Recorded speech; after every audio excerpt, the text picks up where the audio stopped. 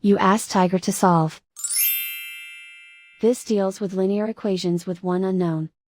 The final result is x equals 1. Let's solve it step by step. Group all s terms on the left side of the equation.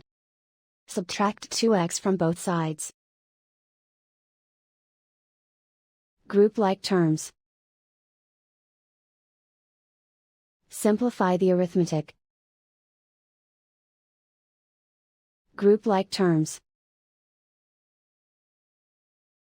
Simplify the arithmetic.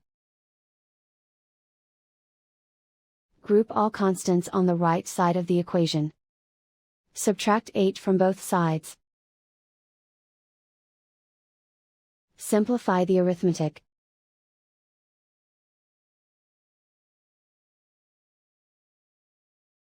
Isolate the s.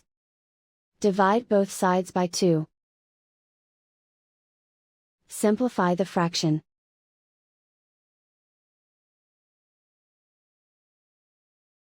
And so the final result is x equals 1.